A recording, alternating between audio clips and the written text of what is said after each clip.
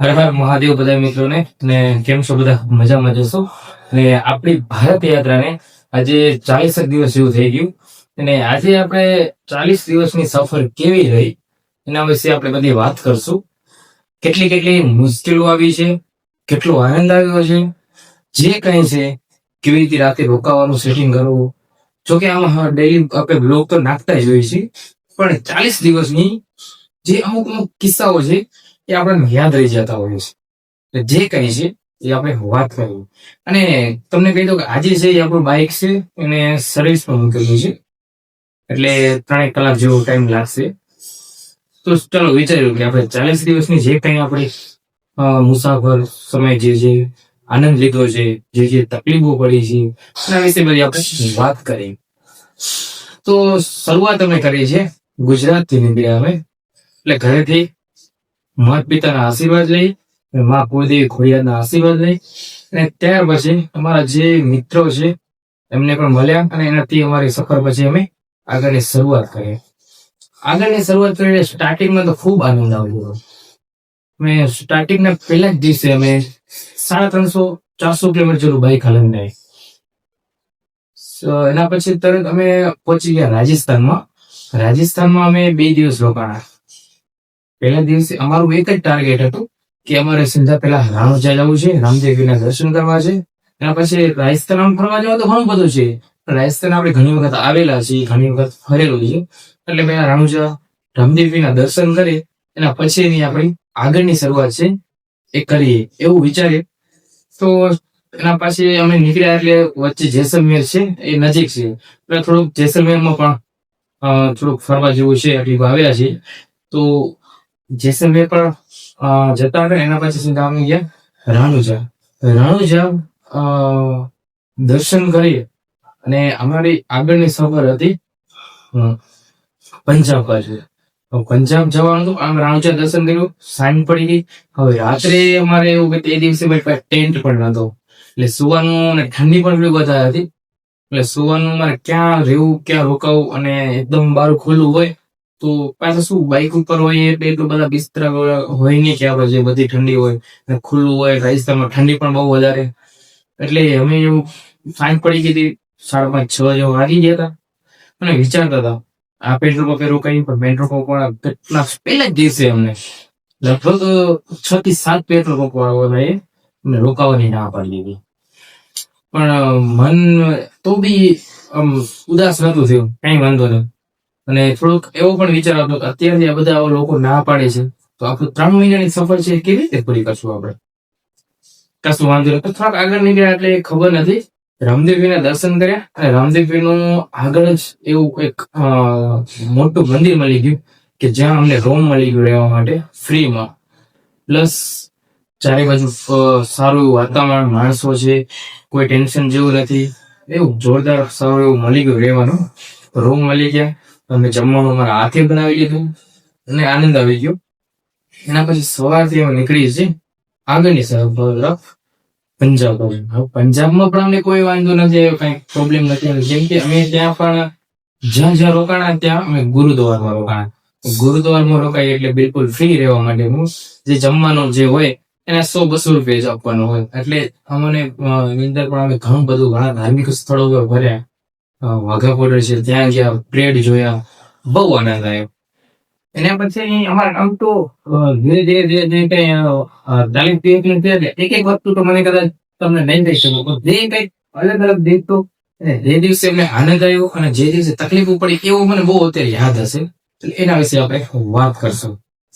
આપણે પંજાબમાં બહુ ફર્યા અને ત્યાંના લોકો છે વાતચીત કરવા માટે બહુ બરાબર હતો, આનંદ આવતો હતો, અને જે કઈ પૂછ્યું એટલે સારો જવાબ મળતો હતો. ગમે ત્યાં આપણે સપોર્ટ પણ મળતો હતો. રહેવા માટે એક જ વખત કઈ વાર રોકાવાનું છે, યાત્રા કરીએ છીએ તો રોકાવા માટે કોઈ ના નતું કરતું ત્યાં. એના પછી અમે ધીરે ધીરે એની સ્ટેટ આખું બદલીને હિમાચલ પ્રદેશમાં આવ્યા, એટલે ત્યાંના તો વાતાવરણ કંઈક એકદમ જોરદાર, અને એવું લાગી જાય યાર જન્નત સ્વર્ગ. એટલી ખુશી કે બધું ભૂલી જાવ, પહાડ એટલા બધા, અને આનંદથી આનંદ આવી જાય. એના પછી અમે અહીંયાથી નીકળ્યા સીધા મનાલી તરફ ગયા. એટલે પહેલા જ દિવસે એટલી ઠંડી લાગી છે, બહુ એટલે બહુ ઠંડી લાગી. તો મારી સાથે કિશનભાઈ હતા. એમાંથી એક દિવસે વિચાર લીધું મારે ફરવું નથી, મને ઘરે જવું છે. આ ઠંડી બહુ છે. હજી અમે કેમ કે ત્યાં ઠંડી બહુ હતી, ચારે બાજુ બરફ, -9 ની આડે કઈ ઠંડી હતી. અને એ દિવસે પણ અમે રાત રોકાણા હતા ત્યાં ગુરુદ્વારામાં જ રોકાણા હતા. અને અમે આગળ ઘણી સુધી ફરવાઈ ગયા હતા. બધાએ આપણે જે છે એમાં આમ તો તમે રેગ્યુલર વ્લોગ જોતા હશો, એમાં મેં ડિટેલ્સ ક્યાં ક્યાં ફર્યા, શું ફર્યા, એ બધું છે. પણ એ દિવસ આ અમુક અમુક દિવસો એટલા માટે યાદ કરાવું છું. એ દિવસે અમને એવું લાગ્યું હતું કે મુશ્કેલ બહુ છે. એ દિવસે એટલી બધી ઠંડી હતી તે દિવસે કે તે દિવસે એમાં કિશનભાઈએ કે મારે ફરવું નથી અને ઘરે બધે કોઈ પણ કરી દીધા, મારે આવવું છે પાછું. પણ પ્રોબ્લેમ એ હતી કે ત્યાંથી આવવું કઈ રીતે પાછું. 5-6 જગ્યા બદલવી પડે, 3-4 બસ બદલવી પડે, 2 ટ્રેન બદલવી પડે. એટલે ભાઈ પાછા શાંત થઈ ગયા અને રોકાઈ ગયા. ત્યાં ફર્યા. એના પછી આસ્તે આસ્તે સફર અમે અહીંયા મનાલી અને શિમલા બહુ બધું ફર્યા. અમે આનંદ લીધો બહુ. અને વાતાવરણ પણ બહુ સારું હતું, આમ આનંદ આવે એવું. ત્યાંથી અમે ઉત્તરાખંડ તરફ નીકળી ગયા. એટલે રાત્રે આમાં બધા દિવસો મને અત્યારે રેગ્યુલર તો બધું યાદ નહીં હોય. ઉત્તરાખંડમાં પણ બહુ આનંદ આવ્યો. ત્યાં પણ ઘણા ધાર્મિક સ્થળો ઉપર ગયા, બહુ મજા લીધી, આનંદ આવ્યો. અને બસ રાત્રે ઘણા લગભગ ડેઈલી અમારે એક પ્રોબ્લેમ તો થતી જ હતી કે દરરોજ અમે જ્યારે બી રોકાવા માટે અમે જઈ ત્યારે એક જ પ્રોબ્લેમ હતી કે રાત્રે રોકાવું કઈ જગ્યાએ. ને રાત્રે જ્યાં સુધી મારી પાસે ટ્રેન નતું ને ત્યાં સુધી એ પ્રોબ્લેમ બહુ રહી ગયો. કેમ કે ટેન્ક નથી એટલે એકદમ બારે ખુવું એટલે બહુ અઘરું હતું. ઠંડી પણ બહુ વધારે હતી. ને આમ તો વાંધો નતો, તો ગુરુદ્વારમાં એવું હતું તો મળી જતો રોકાવા માટે. ત્યાં ફરીને પછી અમે હરિદ્વાર બાજુ જયારે ગયા ત્યારે અમે મતલબ ત્યારે અમે થાકી ગયા હતા. એટલા માટે થાકી ગયા કે દરરોજ દરરોજ હોટેલ કે કંઈક નું કંઈક રાખવું પડતું હતું. ટેન્ટ નતું હતું. દરરોજ 700-800 રૂપિયા એનું જે ભાડું હોય. અને અમે શિમલા ગયા. શિમલામાં તો યાર અમે 2 દિવસ ધર્મશાળા જે પણ ત્યાં પણ અમે 2 દિવસ 1,000 રૂપિયા ભાડું આપ્યું. 2 દિવસ ત્યાં. અને શિમલામાં બહુ આનંદ પણ નતો આવ્યો ફરવાનો, કેમ કે ટ્રાફિક એટલી બધી હતી બહુ જ. એટલે અને ત્યાંના થોડુંક માણસોથી વાતચીત કરવામાં પણ થોડુંક નતું, કેમ કે જે લોકો હોય ને એ બધા હોટેલ રાખી લો. પૈસા જ તમે એવું નહીં કે યાત્રા કરે છે તો એમને સાચી દિશા બતાવે. કેમ કે ત્યાં ઘણી બધી ધર્મશાળાઓ એવું હતું કે જ્યાં યાત્રી લોકો રોકાઈ શકે થોડા બજેટમાં. પણ એ લોકો ખબર નહીં મને એ રીતે નતા આપતા. અને એની બાજુમાં હોય હોટેલ એનું એડ્રેસ આપે. પણ પછી અમે અમારા વિતેશ મેપ નો સહારો લીધો અને ધર્મશાળા 3-4 હતી ગોતીને મળી ગઈ. પછી અમે વાત કરતા કે અમે હરિદ્વાર આવ્યો. હરિદ્વાર આવી ગયા એટલે તો ત્યાં પણ બહુ એટલે આનંદ આવી ગયો. હરિદ્વાર જે ગંગા આરતી છે એનો લાભ લીધો. ને ત્યાં જ અમે મસ્ત એક ધર્મશાળા હતી. ત્યાં કંઈક 800-900 રૂપિયા જેવું કંઈક હતું. એ અસલું દેખાતું અમને રોકાવા મળી ગયું. સવારના ત્યાં પાછા અમે સ્નાન કરી રોકાણા. એ દિવસો અમુક એવા દિવસો છે બહુ યાદ આવે. એ દિવસની વાત જ બહુ અલગ હતી, આનંદ આવી ગયો. એના પછીની અમે આગળની સફર અમારે એવું વિચાર કર્યો ટેન્ટ લેવું હતું. એટલે એક જગ્યાએ અમે દુકાને ટેન્ટ લેવા માટે ગયા, પણ ત્યાં અમને બહુ વધારે કીધા, 12-13 હજાર. 12-13 હજાર તો બહુ જાજે થતા હતા. બીજા ભાઈને કોલ કર્યો, એક કામ કરો પાછળ એક તમારું જે છે અહીંયા તમને એડ્રેસ આપ્યું સિટીનું અહીંયા છે, પણ અમારે ત્યાંથી કંઈક 60-70 કિલોમીટર જેવું દૂર હતું. એટલે પાછા અમે ત્યાંથી રિટર્ન આવ્યા ટેન્ટ લેવા માટે. અને ત્યાં ટેન્ટ અમને બહુ ઓછા ભાવમાં અને સારું ટેન્ટ મળી ગયું. અને પછી એની જે અમે ત્યાં જ રિટર્ન રાત રોકાઈ ગયો. એટલે પહેલા જે ટેન્ટ લગાવ્યું પહેલા દિવસે રોડની સાઈડમાં આમ જગ્યા સારી હતી, પણ ચારે બાજુ જંગલ એવું હતું. અમે ત્યાં રોકાણા, જમવાનું બનાવ્યા. અને ત્યાં એક એવું એક યાદ આવે કે એક ભાઈ અમારી પાસે આવે. એટલે નોર્મલ રીતે અમારી ઘણી બધી વાત કરી, શું કરવા તે બધું વાતચીત કરી. અને છેલ્લે જાતે જતા એ ભાઈ કે મેં કીધું, મેં એમને પૂછ્યું, મેં કીધું તમે અમે અહીંયા છીએ રોકાણા છીએ એટલા માટે જોવા માટે જ ઉભા રહ્યા? હા એ કે હું એટલા માટે કેમ તો અમને ફોટો બતાવ્યો. આમાં શું એ હતા ભાઈ પોલીસમાં હતા એટલે નીકળ્યા હશે એમાં રહ્યું હશે ગમે કંઈક એમ વાત કરી લાસ્ટમાં એકદમ અલગ જ થઈ ગયું એમ કે યાર આ તો સારું બોલે કે આપણે નોર્મલ આપણે વાતચીત કરતા આપણું ખરાબ ને કઈ કામ નતા કરતા બાકી એમનું દિમાગ એટલે વાત અલગ ત્યાંથી અમે રાત રોકાણા બહુ આનંદ આવી ગયો એના પછી આગળની સફર અમે મને ભાઈ ધીરે ધીરે જે આનંદ લેતા ગયા ફરતા ગયા અને એના પછી અમે અયોધ્યા બાજુ સોરી અમે ત્યાંથી ઘણું બધું ફર્યા એના પછી અમે કેદારનાથ બાજુ નીકળી ગયા કેદારનાથ બાજુ ત્યાં ઉખુમઠ છે ત્યાં દર્શન ત્યાં તો ઘણા બધા ધાર્મિક સ્થળો છે અમારે લગભગ ઘણો ટાઈમ લગભગ બહુ 10 દિવસની આગળ અમે ત્યાં જ નીકળી ગયા હશે બદ્રીનાથ ગયા હતા એટલે ત્યાં બધી પણ ત્યાં ઠંડી બહુ હતી કિશનભાઈ ત્યાંથી જ થોડા થાકતા હતા એના પછી અમે અયોધ્યા આવ્યા ત્યાં દર્શન કર્યા અયોધ્યા પછી કિશનભાઈ છે રાત્રે ત્યાંથી ટ્રેનમાં પાછા રિટર્ન નીકળી ગયા અને આપણે છે પછી ત્યાં એક જ્યોતિર્લિંગ છે કાશી વિશ્વના ત્યાં હું સાંજે એના પછી ત્યાં હું દર્શન કરવા ગયો ત્યાંથી દર્શન કરી અને પછી મારી સફર હતી નેપાળ ગયો નેપાળમાં હું ત્યાંથી એકલો થઈ ગયો એટલે એકાદો દિવસ બાઇક હલાવવામાં 2 જણા હતા તો બહુ આનંદ આવતો હતો એકલો જ હું હતો એટલે બાઇક ને ચલાવવામાં બધા કાપ વધારતો હતો રોજના અમે 2 થી 300 કિલોમીટર જેવું કાપતા હતા પણ પછી સ્ટાર્ટિંગમાં હું મારે શું વિડીયો વાંચે શું કરતો એટલે મને દરરોજના બસ 100-150 કિલોમીટર જેવું કાપવું બસ એનાથી વધારે કપાતું હતું અને પછીની જે અમારી સફર છે મારી એકલાની એ કંઈક અલગ જ હતી અને દરરોજ ને આમ હર એક દિવસ યાદ રહી જાય ને એવા દિવસો કેમ કે એક વ્યક્તિને જ બધું મેનેજ કરવું હોય બાઇક ચલાવવું હોય અને મારે વિડીયો બનાવવો વિડીયો એડિટિંગ કરવું એટલે આ બધું જે છે એ બહુ અલગ રીતે મહેસૂસ થતું સ્ટાર્ટિંગના દિવસો હતા એટલે આપણે ત્યાર પછી નેપાળમાં એન્ટર થયા એટલે સ્ટાર્ટિંગમાં જ અને આપણે હવેના જે દિવસો છે હરેક દિવસો જેવું યાદ હોય ને એવું લાગે છે કેમ કે એટલા એ જે દિવસો કાઢ્યા છે ને એટલે એક દિવસો બહુ અઘરા અને આનંદના પણ બહુ અઘરા નેપાળની બોર્ડરની એન્ટર થતા જ પહેલા તો ત્યાંથી પરમિશન લેવાનું હોય છે પરમિટ લેવી પડે અંદર જવા માટે તો પરમિટ લેવા માટે એટલે નહીં તો 8-10 છોકરાઓ બધા એકદમ ભેગા થઈ ગયા ભાઈ આટલા પરમિટ રૂપિયા થશે આટલા રૂપિયા થશે આટલા થશે એટલે ત્યાં બહુ મને 7 દિવસની પરમિટ લીધી જો કે હું 5 દિવસ 6 દિવસમાં બધું ફરાઈ જાય પણ અમે 1 દિવસ એક્સ્ટ્રા લઈ ગઈ 7 દિવસની પરમિટ લીધી ત્યાં પરમિટ મને જે છે ચોમીસન આદે જે લેતા હોય બધું થઈ મને કંઈક 1400 રૂપિયાની આડે કાઢે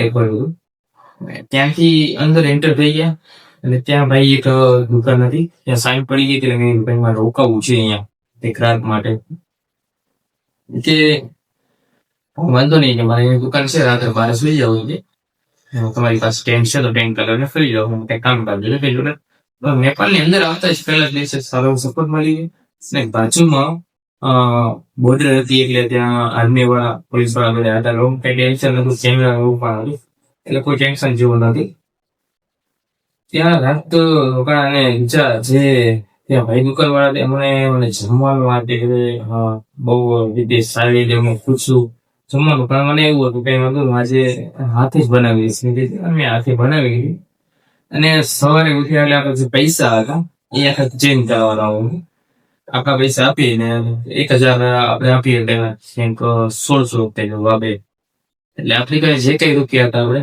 તે ચેન્જ કરાવી નાખે અને એના પછી સવારની આખી સફર સ્ટાર્ટ થાય છે મારી નેપાળની અંદર અમારે જે સ્ટાર્ટ થાય છે એટલે પહેલા જ હું પશુપતિનાથ જે શિવનો બહુ મોટું એક ધામ છે અને યાર ત્યાંના તો એકલો હતો બાકી જે તમને હું આખું ફોટા વિડીયો અને કંઈક ટાઈમ કાઢી 2 જણા હોય તો ત્યાં મોડું થઈ જાય રોકાવામાં તો કઈ વાંધો નહીં એવું મસ્ત એમ છતાં મેં યુટ્યુબમાં એક એના પશુપતિનાથ જે છે એનો જોરદાર એક વિડીયો નાખ્યો છે એના વિશે જે કઈ ઇતિહાસની વાતો છે એ બધી મેં એમાં શેર કરી છે જો ટાઈમ મળે તો આમાં છે નેપાળ પશુપતિનાથ જે છે એના વિશે આપણો ઇતિહાસની બધી વાતો કરી છે અને જે કઈ છે અને ત્યાં આખું દ્રશ્ય આખું અલગ હતું તમને એવું લાગે કે શિવ ત્યાં હાજર હોય આપણે શિવની સામે હોય ને એવો આખો આમ અનુભવ થાય આપણા મનની અંદર. હા, અને ત્યાંથી દર્શન કરે પછી જવું હતું મારે મનોકામના દેવી અને મુક્તિનાથ. પશુપતિનાથ થઈ ગયું, પછી મનોકામના અને મુક્તિનાથ આવવાનું. એટલે આપણે ત્યાંથી નીકળી ગયા મનોકામના દેવી જવામાં આવે.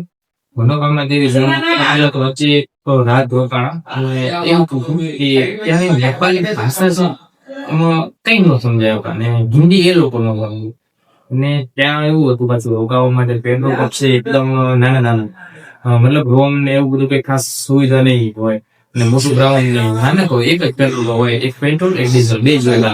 એટલે ત્યાં રોકાવાનું સેટ નથી થતું. અને બાજુમાં જે આપણે ત્યાં ગુજરાતમાં હાઈવે હોય તે હોટલ હોય બહુ મોટી હોય, મોટી મોટી ગાડી હોય. પણ અહીંયા નાનકી હોટલ, અને એની હોટલ એવી તેની હોટલ અને ઘર બે એક સાથે હોય. એટલે આપણે હોટલમાં ક્યાં રોકાવાનું સેટ નથી થતું. એટલે એ દિવસની જે રાત પહેલી જ રાત નેપાળમાં બરાબર હતી. બીજી રાત જે રોકાણો ને એ તો આજીવન મને યાદ રહી કે એવી જગ્યાએ રોકાવાનું. એક બાજુ નદી, એક બાજુ ત્યાંના લોકો કોઈ ભાષા ના સમજે, અને પ્લસ ત્યાંના માણસોને જોઈને આપણે તો અલગ જ થોડા આપણે અંદરથી આમ બીક લાગે એમ. કેમ કે એનો પહેરવેશ આવે ને મતલબ જંગલમાં જે લોકો કામ કરતા હોય એમની પાસે તો જે ધારિયાના તે છરા એવું બધું, એટલે એમનું બધું એવું બધું ને કામ કરશે. પણ માં ખોડલનું નામ લઈ આપણે માતાજીને કુળદેવીની યાદ કરી અને મહાદેવનું નામ લઈ અને ત્યાં રાત રોકાઈ ગયા. પછી ત્યાં રાતે રોકાણમાં જમવાનું બનાવતો એટલે આખો છોકરો મને મળ્યો. એને મને બહુ હેલ્પ કરી. એના જે કઈ વાત કોઈ ટેન્શન જેવું નથી, અહીંયા કઈ નથી, બધા માણસો સારા છે. પછી થોડું આનંદ આવ્યો અને મોડેથી લગભગ 11-12 વાગ્યા સુધી છોકરો હતો. પછી હું ત્યાંથી સુઈ ગયો અને પછી ત્યાંથી સવારે ઉઠી અને નીકળ્યો. અને ત્યાંથી સિંધુ જવા તો આપણે મનોકામના દેવી આપણે દર્શન કર્યા. ત્યાં રસ્તા એકદમ ડુંગર પણ કાચો રસ્તો હતો. ત્યાં દર્શન કરીને પાછા આપણે જેવું છે મુક્તિનાથ. મુક્તિનાથ જતો હતો એટલે વચ્ચે મારા મુક્તિનાથ ત્યાં 150 કિલોમીટર જેવું કંઈક દૂર હતું. ત્યારે મારા બાઇકમાં પાછળની બ્રેક છે ફેલ થઈ ગઈ. બ્રેક ફેલ થઈ ગઈ એટલે રસ્તો એકદમ ચાડી વાળો નીચે એટલે હલાવવું બહુ અઘરું હતું. પણ આપણે તો એકદમ નોર્મલ 30-40 હલાવીને ધીરે ધીરે ગેરેજ, જોકે ત્યાં ગેરેજ બધું તે ગેરેજ હતું એ આપણા ભારતના જ હતા. મતલબ નેપાળ ને તો નેપાળ છે એ દેશ આખો અલગ થઈ જાય છે, પણ ત્યાંના જે ભારતના ત્યાં ગેરેજ એમને ત્યાં બાઇક રાખ્યું અને ત્યાં આપણે રોકાવું સેટ કર્યું. ભાઈ પૂછે આપણે અહીંયા રોકાવું છે રાખવા હું કે હા અમે રૂમ છે, પણ રૂમમાં તો નહીં, પણ વચ્ચે કિચન છે, કિચનમાં તમને ફાવે તો રોકાઈ જાવ, જોઈ લો. કિચન જોયું, એની અંદર પણ એક બેડ હતો અને ગાદલું ને એવું બધું હતું. એટલે આપણે કોઈ ટેન્શન જેવું નતું. ત્યાં એક રાત રોકાઈ ગયા આપણે. અને બ્રેકના જે અંદર એક જે હતું એને કામકાજ કરી દીધું અને બહુ મસ્ત કામ થઈ ગયું. ત્યાંથી આપણે સવારના નીકળવું છું મુક્તિનાથ. મુક્તિનાથ જવા માટેની એક વસ્તુ કે એ ત્યાંથી આપણે રિટર્ન પાછું આવું જ જવું પડે. 150 કિલોમીટર જવા માટે 200-300 કિલોમીટર કાપવા જ પડે. કેમ કે ત્યાં ચારે બાજુ બરફ છે, નથી કોઈ એટલી બધી હોટેલ. ત્યાંની હોટલોમાં 800-900 રૂપિયા મને જમવાના દીધા હતા. અને જ્યાં હું રોકાણો હતો ત્યાં એક રાત હું ત્યાં મેં જમ્યો હતો અને દાળ ભાતના 300 રૂપિયા. એ બહુ યાદ. કેમ કે 800-900 રૂપિયા જમવાના દીધા હોય ને એ એટલે કેમ કે આટલા બધા ખાલી દાળ ભાતના ત્યાં મુક્તિનાથ બહુ આનંદ આવે. મુક્તિનાથ નું મેં એક મસ્ત એક વ્લોગ નાખ્યો છે. એ વ્લોગ તમે જોવાનું ભૂલતા નહીં. આખો ફૂલ વ્લોગ છે. સંપૂર્ણ ઇતિહાસ સાથે અમે વિષ્ણુ ભગવાનનું મંદિર છે, જે કઈ 108 ગૌમૂત્ર છે, અંદર સ્નાન કરવાથી શું થાય છે, આખું ફૂલ ડિટેલ્સ છે. જો તમે એ વ્લોગ જોઈ લેશો ને તમને એવું લાગશે કે ખુદ મુક્તિનાથના દર્શન કરી લીધા. કેમ કે વ્લોગ જ એટલો બધો છે અને ત્યાં વ્યૂ, તેનું વાતાવરણ એક નંબર છે.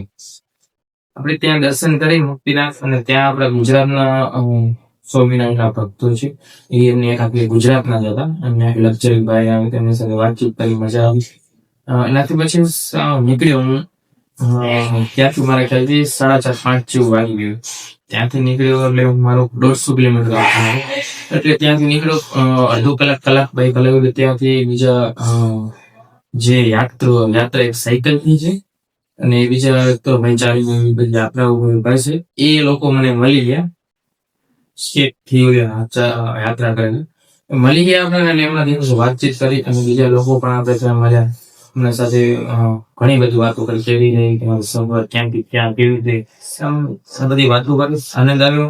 એના પછી ત્યાં થોડું વધારે મળવું જોઈએ, અને ક્યાંક મને અંધારું પડી ગયું, અને ચારે બાજુ બરફ, ડુંગર થઈ ત્યાં ચારે બાજુ બરફ.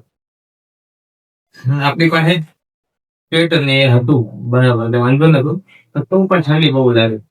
એમાંથી આમ બાઈક હલાવેલી મારી આંગળી છે ને, એક તો લગભગ 10-15 દિવસ સુધી એક આમને ભાંગી ગઈ, મતલબ આમ કડજાઈ ગઈ એકદમ, આમ સિંધી નમતા. થોડીક અત્યારે પણ પ્રોબ્લેમ થાય છે, પણ હવે આમ બરાબર થઈ ગઈ. આમ એટલી બધી ઠંડી હતી, માઇનસ અમે ત્યાં હું હતો ત્યારે -7-8 જેવું હતું, અને રાત પડી ગઈ તો માઇનસ વધારે જશે. પછી રાત્રે ત્યાં આવતા આવતા મને 9:30 જેવું વાગી ગયું ત્યાંથી પાછા રિટર્ન પહોંચતા પહોંચતા. પછી આવીને મારા ખ્યાલ બધું ત્યાં હતું, જે ત્યાં હું રોકાણો હતો, મારું સામાન એમ લાગે ગેરેજ વાળા ભાઈ એક કિચનમાં એની બધી વસ્તુ પડી હતી. એ કે તમે વાંધો નહીં, હાથે બનાવીને જમી લે, કઈ વાંધો નહીં. તો એ તો અહીંયાથી બધું બંધ કરી નીકળી ગયા, ને હું મારા હાથે બનાવું. મેં જે મારે સારી વાત બનાવો બટેકા એ મોડી રાખી દીધી. પછી મેં જયારે એમની દુકાન દુકાનમાં હતું મારું કામ બધું, દુકાન ની બંધ કરી નીકળી ગયા. અને મેં જયારે બનાવવા માટે બધું એકદમ બધું તૈયાર થઈ ગયું, તે જોવું તો મને તેલ ન મળે. તેલ વગર ભાત બનાવવા કેવી રીતે બને? આપણે તેલ વગર જ, કેમ કે ભૂખ લાગી હતી બહુ, આખો દિવસ કઈ ખાધું નતું. ત્યાં તો બહુ મોંઘું હતું, ત્યાં હોતું ના હતું, એટલે આપણે ખાધું નતું. પછી આપણે મરચા ને પાણીમાં બધું મિક્સ કરી, અને એ જે ચોખા છે એ અમથા બાફીને ખાલી જે ભાવે એવું જેટલું પેટલું ભરવું એ ખાઈ લ્યું. એ દિવસ મને ક્યારેય નહીં, એવા દિવસો મળ્યા છે. તો રાત્રે ભૂખ હતી એટલે પાછા રાત્રે એકવાર મેં ત્યારે થોડું ખાધું, પણ 2 કલાક પછી સુતા ટાઈમ વરે થોડું ખાધું, એમ ભૂખ લાગી રહ્યું. પછી સવારે આપણે ત્યાંથી નીકળ્યા, ભાઈને બધા મહાદેવ કઈ નીકળી ગયા ત્યાંથી. અને એ જ દિવસે પાછા રિટર્ન મારે જ્યાં ડાયરેક્ટ બોર્ડર ઉપર પહોંચવું હતું, અને ત્યાંથી કંઈક 300 કિલોમીટર. તે દિવસે પણ આપણું બાઈક વધારે હલાવ્યું, આપણે 300 કિલોમીટર આગળ હલાવી નેપાલ બોર્ડર ઉપર આવી ગયા. એટલે તો જ્યાં બાઈક રોકાવાનું ત્યાં જ આપણે રોકાવાનું સાઈડ થઈ, અમારી કોલમાં વાત થઈ ગઈ. પછી સાંજનું જમવાનું પણ એમના ઘરે જ ત્યાં રાખ્યું હતું, એમણે જમાડી દીધા. સવારે આપણે જાગ્યા એટલે બીજા ત્યાં બાજુ દુકાન વાળા તો એમને નાસ્તો બીજો વાત કઈ પણ કામકાજ કર્યું, બધું જે હતું તે મને બહુ ફૂલ સપોર્ટ કર્યો. એમની સાથે ફોટો વિડીયો લીધા અને વિડીયો અપલોડ કર્યા, બહુ આનંદ આવ્યો. અને ત્યાંથી પછી મારે આગળ સભા બિહારમાં જે હાલમાં જે જાનકીનગર અને બિહારનું કંઈક એવું ગામ છે, ત્યાં આપણે જે મોટું શિવલિંગ છે, હમણાં વિશ્વનું દુનિયા જે સૌથી મોટું શિવલિંગ છે, ત્યાં આપણે દર્શન કર્યા. ત્યાંથી બુદ્ધ ગયા છે, તે બુદ્ધ ભગવાન બહુ મોટું ધામ છે, ત્યાં દર્શન કર્યા. અને ત્યાંથી દર્શન કરીને આપણે આગળની તરફ ઝારખંડમાં આવી ગયા. ઝારખંડમાં આવી ગયા એટલે ત્યાં પણ બહુ આનંદ આવ્યો, અને ત્યાં આપણે 2-3 જગ્યાએ ધામ કર્યા, દર્શન કર્યા. ધામ હતા ત્યાં, અને ત્યાં એક જ્યોતિર્લિંગ છે, એટલે ત્યાં જ્યોતિર્લિંગ એક વેદનાથ છે, ત્યાં જ્યોતિર્લિંગ છે, ત્યાં દર્શન કર્યા. બહુ ત્યાં બહુ જ ભીડ હતી. આપણે એ દિવસે લગભગ 1.5 કિલોમીટર હાલી ગયો, તે મને દર્શન કરવા માટે લાઈન એવડી મોટી. પછી ટાઈમ નો હતો એટલે મહાદેવ. પછી બીજા ભાઈ એક મળ્યા કે તમે પાસ લઈ લો, થોડા રૂપિયા હશે તમને આગળથી જલ્દી મળી જશે, એમ કઈ વાંધો નહીં. આપણે પાસ લઈ તો બી 3 થી 4 કલાક 40 કલાક લાઈનમાં ઉભો રહ્યો, ને એટલી બધી ભીડ વાત ન ગઈ. અને જેમ ત્યાં જે છે ને દર્શન કરવા માટે નાનકડું છે, એકદમ નાનકું છે, એટલો અંદર બધી આવવાનું જવાનું બી સેફ થઈ, બહુ અઘરું દર્શન કરવાનું મુશ્કેલ પણ હતું. અને મહાદેવ છે એટલે આપણે મુશ્કેલી હોય ગમે તેવી હોય પાર પડી જ જાય. ત્યાંથી આપણે દર્શન કરીને સીધા નીકળવાનું આગળની સફર માટે. હવે ત્યાં તો આપણે દર્શન થઈ ગયા, એના પછી આપણે હવે ઓડિશા બાજુ નીકળી જવાનું હતું. વચ્ચે તો આપણે ઘણી જગ્યાએ રોકાણા, આસ્તે આસ્તે ઓડિશા બહુ દૂર થઈ. ઓડિશા આવે, આપણે ઓડિશામાં જગન્નાથપુરીના દર્શન કરી લીધા. દર્શન કરીને પછી આપણે આંધ્રપ્રદેશ, જ્યાં એક બીજું પણ એક 12 જ્યોતિર્લિંગ છે. આપણે ત્યાં દર્શન કરવા જવાના છે. આપણે હજી પહોંચ્યા નથી. અને હાલ આપણે અત્યારે અ, અ, વિજયવાડા ગામ છે, ત્યાં બાઇકની બીજી સર્વિસ અત્યારે આવી ગઈ છે. 6 કિલોમીટર હાલી ગઈ છે. થોડોક બાઇકનો અવાજ પણ આવતો હતો, તો આપણે વિચાર્યું ચાલો આપણે પેલા સર્વિસ કરાવી. અને અત્યારે આપણે બાઇક સર્વિસમાં મૂકી છે અને આપણે તમારી સાથે થોડો વિડીયો બનાવી અને આનંદ લઈએ. અને બધા મિત્રોને હર હર મહાદેવ. અને પ્લીઝ આગળના વાળા જે બ્લોગ છે એ જોતા રહેજો, સપોર્ટ કરતા રહેજો, થોડો આનંદ આવતો રહે. હર હર મહાદેવ મહાદેવ. અને જે કંઈ આપણે આગળની સફર છે એના બ્લોગ આપણે ડેલી નાખતા હોય છે, કે જોવાનું મળતા. હર હર